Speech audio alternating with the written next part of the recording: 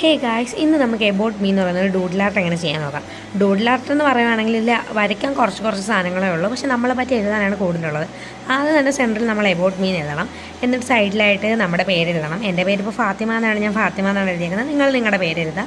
താഴെ ബർത്ത്ഡേ എന്ന് എഴുതുക. അതിൻ്റെ സൈഡിൽ കുഞ്ഞു ഡിസൈൻ കൊടുക്കുക. അതിൻ്റെ താഴോട്ടായിട്ട് നമ്മുടെ ഡേറ്റ് ഓഫ് ബർത്ത്ഡേ ഡേറ്റ് എന്നാണോ അത് എഴുതുക. എന്നിട്ട് ചെറുതായിട്ട് ഇതേപോലത്തെ ലൈൻസ് കൊടുത്താൽ അത് നല്ല ക്യൂട്ടായിട്ടുണ്ടായിരിക്കും.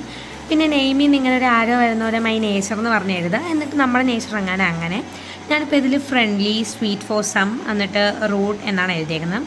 അത് കുറച്ച് സൈഡിലായിട്ട് കുഞ്ഞു എന്തെങ്കിലുമൊക്കെ പടങ്ങൾ, ഞാൻ ഉദ്ദേശിച്ച പടങ്ങളൊന്നുമല്ല ഞാൻ വരച്ച് വെച്ചേക്കുന്നത്. കാരണം പറ്റുന്ന രീതിയിൽ വരയ്ക്കും. നമുക്ക് ഇത് മെയിനായിട്ടെന്ന് പറഞ്ഞാൽ നമുക്ക് എന്താണോ തോന്നുന്നത്, നമ്മൾ ഫീൽ ചെയ്യുന്ന സാധനം വരയ്ക്കുക എന്നുള്ളതാണ്. അല്ലാതെ നമ്മൾ പെർഫെക്ഷൻ നോക്കേണ്ട കാര്യമില്ല.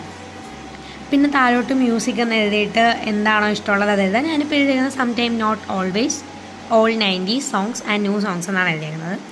എന്നിട്ട് തിങ്സ് ഐ ലൈക്ക് എന്നാണ് താഴെ എഴുതിയിരിക്കുന്നത്. ഇതിൽ നിന്നാണ് music, food, obsessed with art, taking photo, movies, TV shows അങ്ങനെ പറഞ്ഞ് പോയിരിക്കുന്നത്. അപ്പം മ്യൂസിക് കഴിഞ്ഞ് അത് എഴുതിയിട്ട് സൈഡിൽ കുഞ്ഞു ആർട്സ് വേണമെന്നുള്ളവർക്ക് ഇനിയും ആഡ് ചെയ്യാം.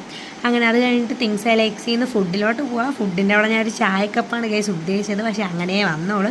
ആ പ്രശ്നമില്ല, നമുക്ക് പറ്റുന്ന രീതി വരയ്ക്കാം. എന്നിട്ട് താഴെ നിങ്ങൾക്ക് ഇഷ്ടപ്പെട്ട എന്താണോ അത് എഴുതാം. ഞാനിത് എഴുതാൻ നേരത്ത് കുറച്ച് കൺഫ്യൂഷനായിരുന്നു, കാരണം ഇതിൽ ഒരുപാട് സാധനങ്ങൾ എനിക്കിനി ആഡ് ചെയ്യാനുണ്ട്. പക്ഷേ ഡൂഡിലല്ലേ, നമുക്ക് ഇച്ചിരി കൂടെ സാധനങ്ങളൊക്കെ മതി.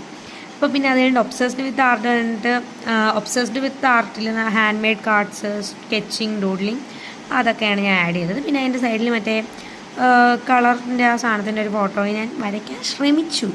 പിന്നെ ടേക്കിംഗ് ഫോട്ടോസ്, ക്യാമറയുടെ ഫോട്ടോ വരയ്ക്കാൻ നോക്കി. പിന്നെ മൂവീസ്, TV ഷോയുടെ ഇവിടെ ഞാൻ വെബ് സീരീസ് എന്ന് എഴുതി. അതൊരു മണ്ടത്തരമായി പോയെന്ന് എനിക്കൊരു ചെറിയ സംശയമുണ്ട്.